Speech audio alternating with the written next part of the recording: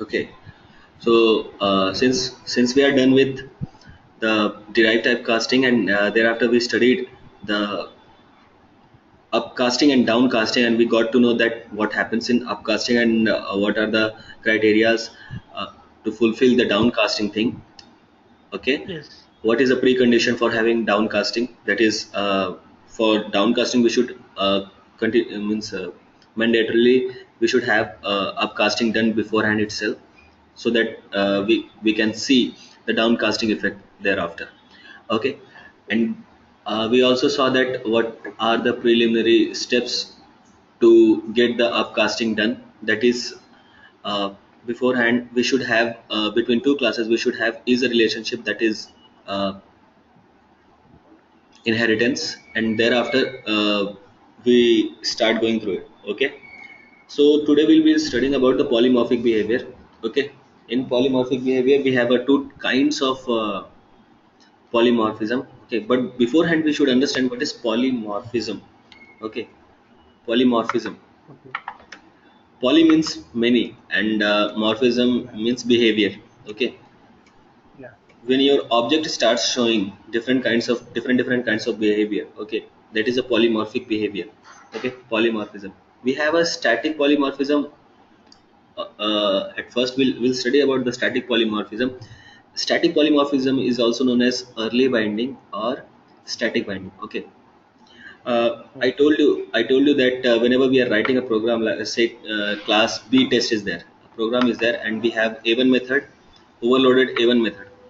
Okay, Yes. zero argumented, int argumented, and double argumented. Thereafter, Double uh, argument. yeah, I'm writing one main method in certain another class. Okay, and I'm calling those methods, by what? Class name dot as a reference there. Thereafter, Yeah. the method name, and by passing the argument, the parameters. Argument value. Okay, argument value, that is the parameters, I'm calling those methods. Okay. Okay, if I do not pass any argument, which method would be called? This method. Okay, zero argumented method. Okay, when I pass Yeah. 30 as a parameter, the int argumented method would be called. Okay, what is this? This is nothing but, during the compilation time what will happen is, this is a method call, right? And this is a method Yeah. signature, this is a method. Okay, this is a method call. The method call will get attached to the method body. Okay, during the compilation time. Okay, see over here, method call will get attached with the method body depending upon the value during the compilation time. This is known as static polymorphism. Okay. Okay, you got to see, we have done a number of examples onto this. You might be knowing Yeah. about it on the overloaded functions. Okay, Yeah. It's a static polymorphism. yeah, that was actually a static polymorphism, that is also known as early binding or static binding. Okay, Okay. if a1 method is called with an integer value, it will choose a method with integer argument during the compilation time, and it is known as polymorphism, I mean static polymorphism. Now if we come up to the third point, that is the most interesting point as of now. So the second point is actually runtime polymorphism, or execution time polymorphism, or late binding polymorphism, or dynamic polymorphism. There are four names for this. Okay, Okay. I'll do this example for you. Yeah. Just a second.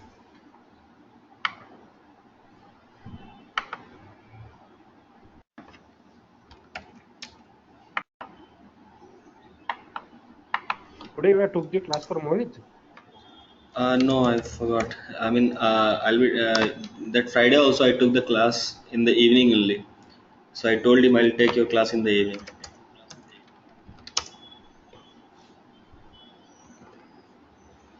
Okay.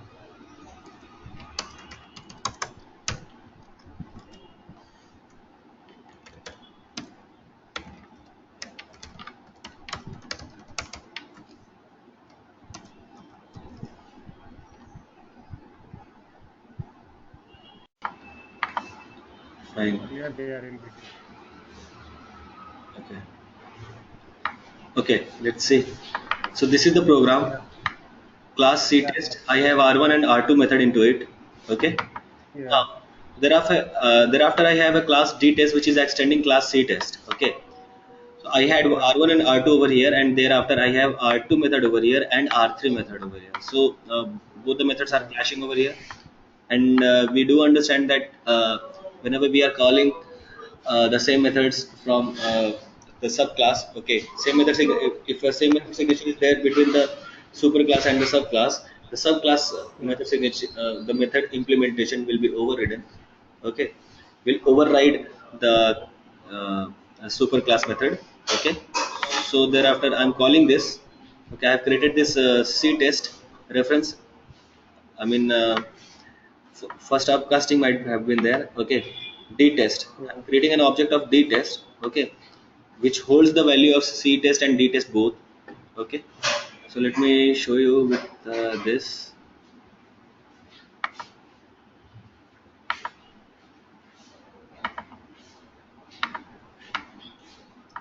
This is D test. Okay, so here R1 value is there, R2 value is there from C.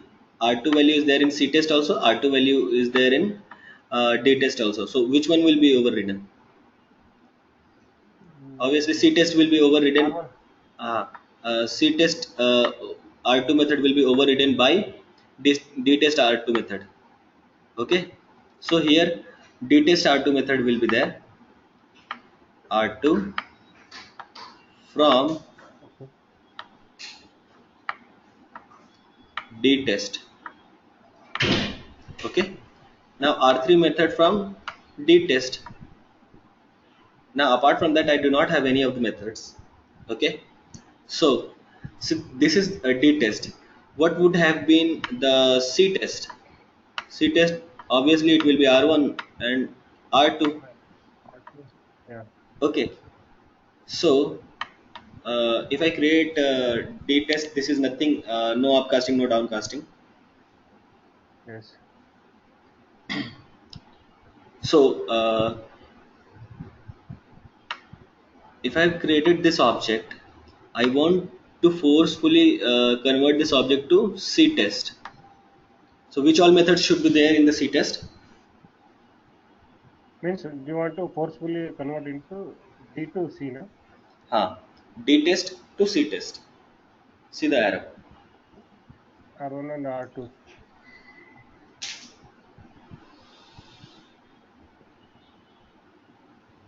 R2 will be there. So this object will become, actually this object will be there only. Okay, so I Yeah. wanted to show you that R3 will not be there. R3 will be there actually, but it will not be accessible. Yeah, it's idle. Huh. So, so the thing over here is, means the thing we have to observe over here is, whenever we are upcasting, thereafter Yeah. means this thing, we are doing the upcast. So Yeah. the R2 method that has been overridden over here. Okay, Yeah. again we are doing upcasting to the C test. So here the R2 method, whichever the R2 method will be there, I can tell you Yeah. which R2 method will be there. This R2 method will be there from D test, not from the C test. Why? How come? Yeah, first we are done the upcasting, right? Again we reverted back. Hmm. So again in reverted back means its latest one is from D. Okay. So the same thing you got to know, right? Yeah. One sec. This is done. Okay.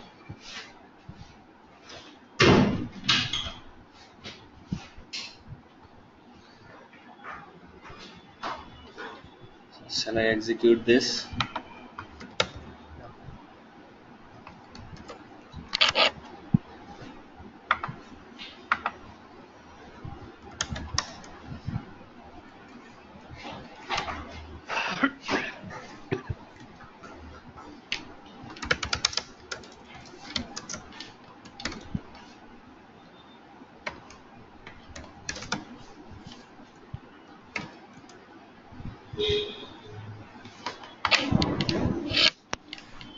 Okay. So many compilation issues. It's a class. C is caps. Yeah. And below, yes. And one more say is captured. Hmm. Run more.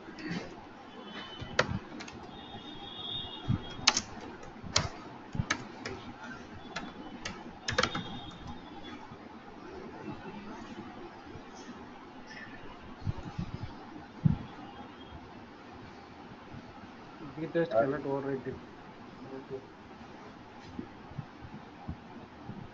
is not compatible with one. Okay.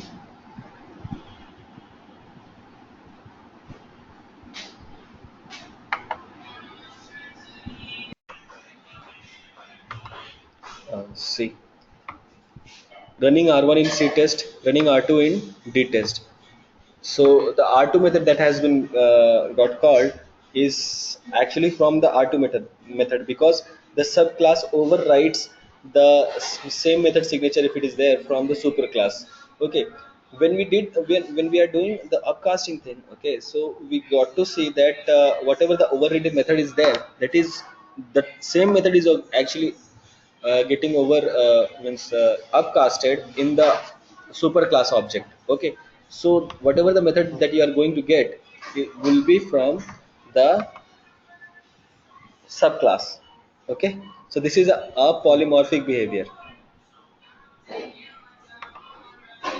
Okay, so let us see this.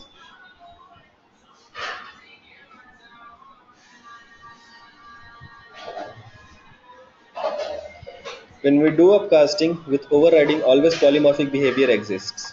Okay, well, if you are doing upcasting at that time, polymorphic behavior will not be there. When you are doing upcasting with the overriding, okay, then only you will be able to see the polymorphic behavior. In above example, according to the upcasting R2 method of C test should get called, but during the runtime it is calling R2 method of D test, right? That is why it is known as dynamic Yeah. polymorphism.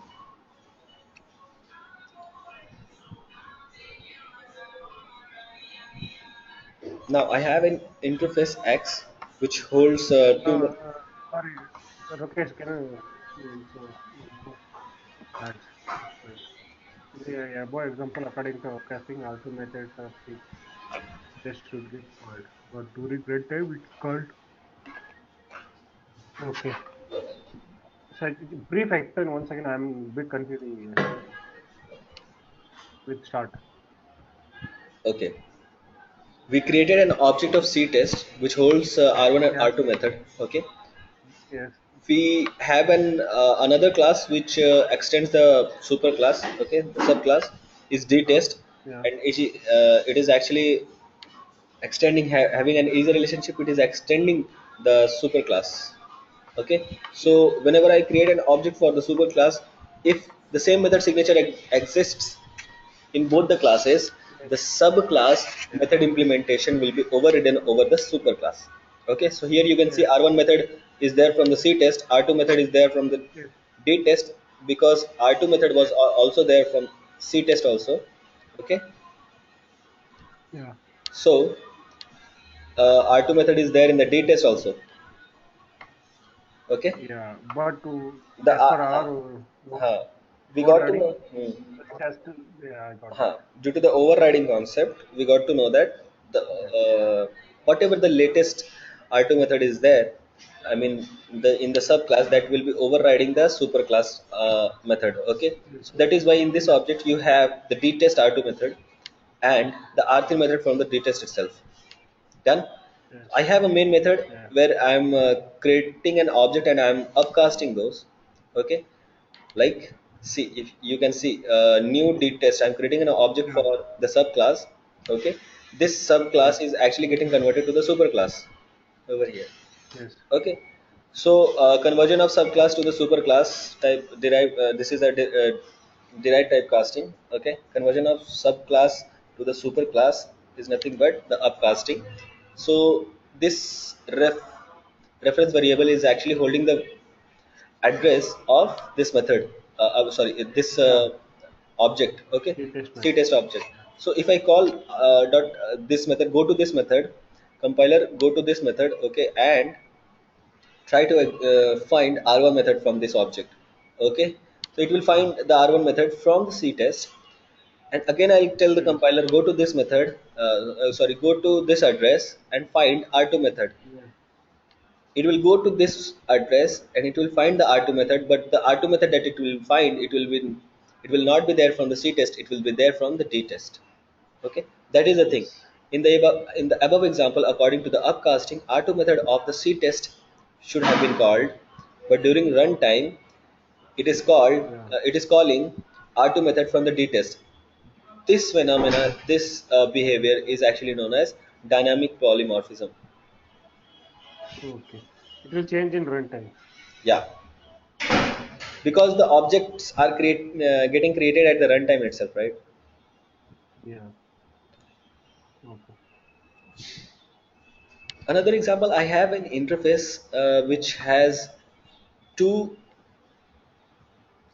method signatures, okay, that is a1 and a2, and class y, a companion class. Whenever an interface will be there, that will not exist alone.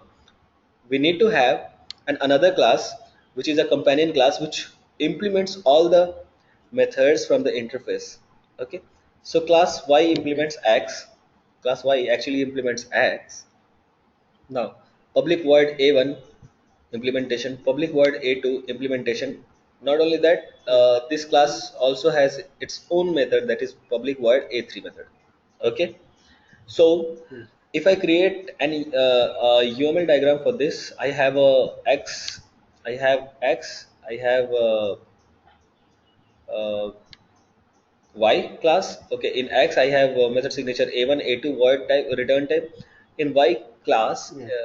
x was the interface. In y class, I have a1, a2, and a3 method implementation.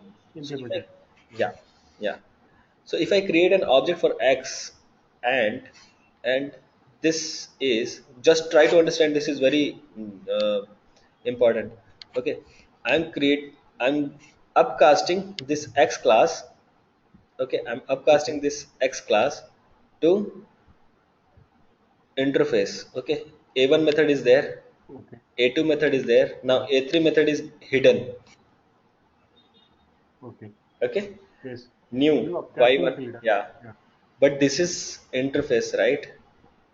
So ref Yeah. dot a1. Shall we do this? This is interesting. You'll get. I'll next. What I'll be doing is, I'll give you certain one example from Selenium itself. If this is done, Okay. interface X.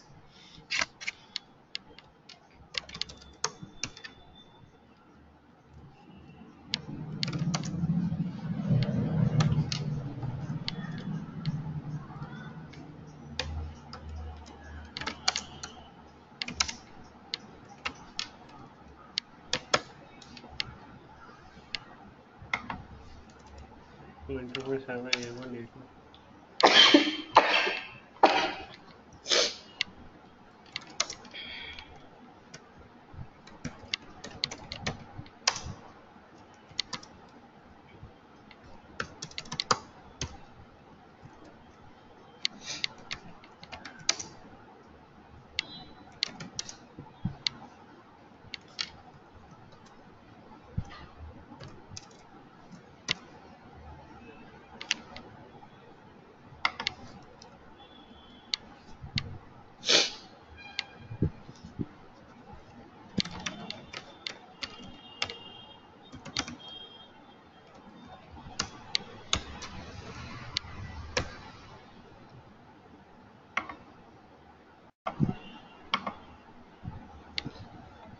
So I have an interface with word A1 and word A2, and its implementation is there in the companion class Y. Okay, so A1 method is there in the Y, A2 method is there in the Y, with the method implementation that is there, that is absorbed from the interface. Now this class has its own method, that is a3 method. Now I have written main method for this, and I'm doing an upcast for this companion class. Is means I'm creating an object for the companion class now.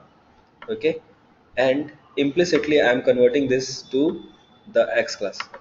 Okay. Yes. Okay, so this was, what was the name of this class? Y.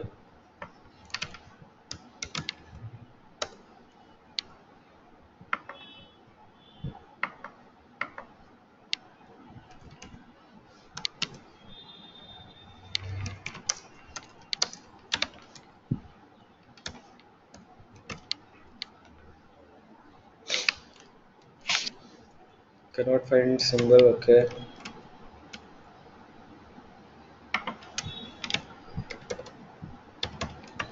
Caps X. Yeah.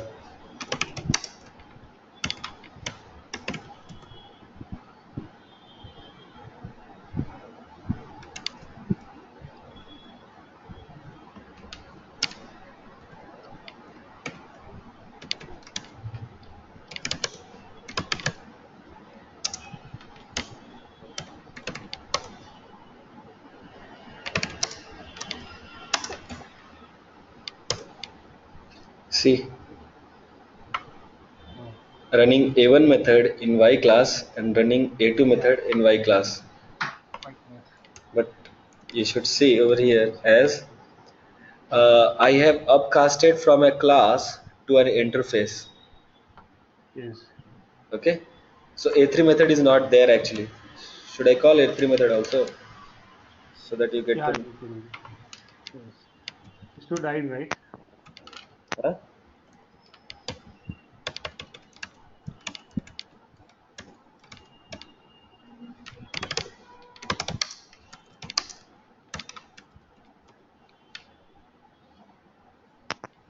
Cannot find symbol.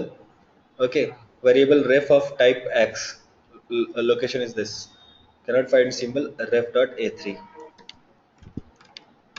Yes, because we are done up test, right? So obviously Hmm. it will hide it. Yeah, yeah. Means you are not approachable. Yeah. Right? So, That is the yeah, concept, right? yeah, exactly. So, I want to show you an example from Selenium. Okay. In Okay. Selenium WebDriver, we talk about. I want to study about the Selenium WebDriver thing. This is a very beautiful thing, and these all things we talk about the Selenium WebDriver. Okay. So, what Yes. is WebDriver? It is an interface. Okay. Okay. So, being an interface, it has lots and lots of methods such as void close, void get string URL to open to launch the websites. Okay, we have this method. Okay, only the method signature, not the implementation.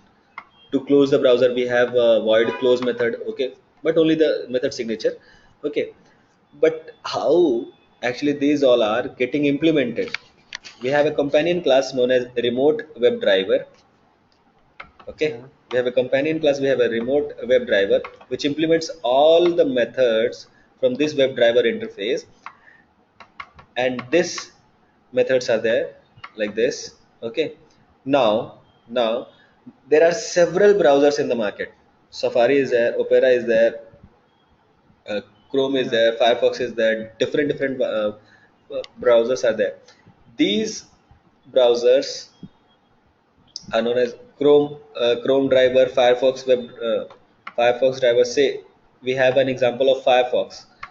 Okay, the class these browsers are also a piece of code only. Okay, so this piece of code extends another piece of code from the WebDriver. Okay, they are trying to put a relationship between the WebDriver and the Firefox class so that they can extend and so that they can extend and absorb all the methods from the remote WebDriver, whatever the implementation they have.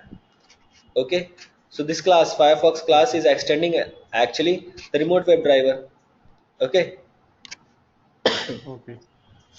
the if I talk about the constructor of this Firefox class, okay, if you so this Firefox constructor, you know the syntax how it is. Okay, in this constructor there is a piece of code to launch to launch a Firefox browser, a light Firefox browser. What do you mean by light Firefox browser? Whenever you are trying to run the script, okay. This is the first topic. Whenever you are trying to run the script, all the time light browser will be opening.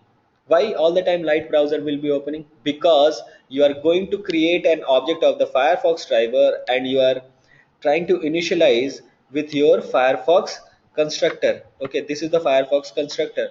All the time it will give the object a value to open the light browser. Means it will the browser that is opening, it will not hold any of the cookies, it will not hold any of the histories, it will also not hold Okay. any of the added plugin into it. Okay. Okay. Plugin and everything will be removed. Yeah, Yeah, completely. Like, so that is actually a light browser. Okay, you get to know. okay. Yeah. We have if you want to open with those cookies and with those plugins, we have another Firefox profile class only. There you can do. Okay. But this constructor, this browser constructor, okay, initializes the object to open the light browser all the time. So there is no point only so that you can open it with your plugins, your cookies, your histories. Okay. Now I have a class Yeah. Chrome driver. Okay, that is also means now here Chrome comes into the picture. Now it is also extending remote web driver. It is also putting its effort to write the constructor and to initialize the constructor to stand in the market. So let me tell you, Chrome is way faster than any other browser. Okay, if you try to run your script on Chrome, it will run way faster than any other browser. Yes. Okay, Yeah. these all things you got to know. The main thing that I wanted to show you over here is this.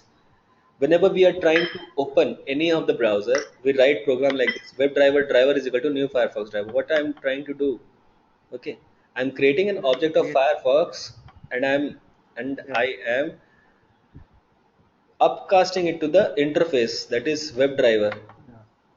Okay. Okay. Thereafter, I'm So here calling we this driver as a so variable. here no, just a second. So here we're creating the new objects of the Firefox and then interfacing to the WebDriver. Hmm. Okay. So Okay. that driver is a object of the Firefox driver, right? Yeah. This driver And is upcasting to actually the the driver. no. This driver is actually the what to call. This driver is actually the object of WebDriver. Okay. Okay. Because if it is the object of this Firefox, okay, so I'm giving it the like in primitive typecasting, we give the value to be whatever the value we are going to hold, we give the data type at the left hand side of it. Okay, so this so Yeah. this driver is also a super class type. Okay, that is an interface. As of now it will be an interface. So whatever the methods are there, so the methods Okay. are getting overridden. The methods are Mm-hmm. getting overridden from WebDriver to remote WebDriver. It came. Okay, now from that Firefox. Okay, you are directly from Firefox, you are directly upcasting it to the WebDriver. Okay, that to not Okay. remote WebDriver. Okay, if you want to do that, okay, so this whatever the overridden methods are there in the Firefox for these all method signatures, okay, Okay. those will be shown in the WebDriver object. Okay, so so this driver dot get, this get is there, no, get Yeah. www.google.com. If you write like this, what will happen? It will Okay. open the browser with this. So whatever the implementation you have given, and this is actually showing the polymorphic behavior over here. So in Selenium, Okay. if someone asks you, where do you see the polymorphic behavior? So this is, you you can give this example. Okay, driver dot refresh and implementation was there because you only got to know that in WebDriver any of the method signature does not have any of the implementation. Why? This is an interface. Okay, Yeah. but in when you casted it to the Firefox class, in between we had a WebDriver remote WebDriver class also, which implemented all the WebDriver methods. Yes. Okay, Yes. all the methods in the WebDriver had a method implementation in remote WebDriver. Thereafter, the Firefox class also extended this and implemented it in its own way. Okay, and so that is why we write it like this. And whenever we are why do we write we can write Firefox driver is equal to new Firefox driver, right? Why do we not write Yeah, I it got it. like why do we not write Because like that? because we need to create the sorry object for the WebDriver which has to Firefox driver Hmm? required to open Firefox. See, why do we not upcast it? I mean, why are we upcasting it? Okay, because there are several browser classes: Chrome, Yeah. Safari, Firefox, and number of classes are there. Internet Explorer. Yes. Okay, if we give them a freedom, okay, if we give them a freedom to write their own code, okay, so for each browser there will be another Selenium WebDriver thing only. I mean, we'll have to study another level only. Okay. I mean, they will Okay. implement Okay. each and every method in their own way. It Okay. means in the Stand, Selenium itself they have a inbuilt functions which has to manage all this stuff, right? so the standardization will never be there if you are doing Firefox driver is equal to new Firefox driver. So this Firefox, Yeah. if you are giving them the liberty to uh, to do Open like any of that, the to other do like that, browsers. okay, what will happen is they will implement all the methods from the WebDriver in their own way. So whenever Yeah. client is asking you to do a testing on the Chrome driver instead of Yeah. Firefox driver, you'll have to again study how they have implemented the methods and how do we call and how do we do the testing over the Yes. another browser. So that is a hectic thing. Just to minimize that effort, just to minimize that effort and maintain the standardization, we whatever the implementations are there, okay, for the same methods, not for the extra methods, for the same methods, Okay. whatever the extra methods will be there, that will be cut off. Okay, when I Yeah. do upcasting, the like a3 method was not being called in the last example. Why? Because a3 method was not there in the interface. Yes. So the it is actually discarding the extra implementation. Okay, so Firefox new Firefox driver is getting converted to the web driver. Okay, so whatever the implementations are there from the remote web driver and the browser classes, Mhm. those are getting overridden and getting stored in the web driver class. So standardization is maintained over here. Yeah. We are not dependent upon the Firefox browser classes and the Chrome browser classes, any browser classes. It's independent of the browsers. That's it. Yeah, because So you whenever were you require, asking you can right. change it easily. You were asking right. Why do we Yeah. do upcasting? To maintain this standardization. We Okay. are narrowing down. We are going up. We are narrowing down our utilities. Yes. Understood? Okay. This Yeah, is yeah, I got it. this is the beautiful example of this. So please keep in mind in interview people may ask this is a very important question from Selenium. So I'll tell you Okay. I'll be briefing you about this. Okay, in the above example, whatever we have studied, constructor of Firefox and Chrome are used to initialize the browser to open it. Okay, Okay. Yeah. you got to know that. I told you already. Yes. WebDriver is an interface which is used to achieve standardization in the code. I told you. Okay, you'll remember it, right? Yes. Yes. Yes. Inheritance is used.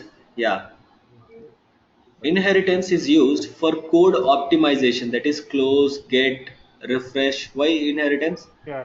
Okay, we did not want to write the same number of codes, same lines of codes in another class. That is why I inherited it. Yes. Okay, Yes. to reduce the number of lines in the code. Okay, now overriding is between the interface and the class. Obviously we got to say that Okay. we did an upcasting, okay, to achieve code optimization. Okay, Yes. when we upcast an object Firefox, dynamic polymorphism is exhibited. The same dynamic polymorphism I'm talking Okay. about. Okay, what do you understand with this? Hello. Yeah, what do you understand with this diagram? Okay. Firefox is there, Chrome is there, Safari is there, Internet Explorer is there. All are extending remote WebDriver, which is implementing Mm-hmm. WebDriver. No, no, no. Scroll down. Didn't get you. No, no. The diagram I'm not able to see. Can you please little bit scroll down your page?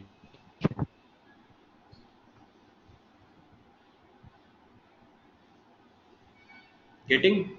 Hello. Yeah, Hello. yeah, yeah. Yeah, yeah. That screen is there, right? We can a little bit scroll down. So that image I'm not able. Yeah, fine. Now. So we have Firefox class, Chrome class, Safari class, Yeah. IE class, Internet Explorer class, all are extending remote WebDriver, which is actually implementing WebDriver. Yeah. Okay, these are the customers. These are the customers. This is the dealer. This is the wholesale dealer. Yeah. Manufacturer. Now it's clear. Yeah. Fine.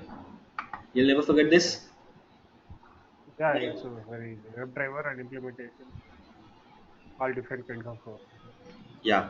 extended to the different projects. So in the next class, I asked you, okay, did we do the hazard relationship? No, we have not done hazard relationship. We'll be doing the hazard relationship as of in the next class, and I'll tell you that what this hazard relationship is actually. This is also most important topic from Java point of view. Okay, Okay. and that is not difficult at all. It is like eating and Okay. chewing gum.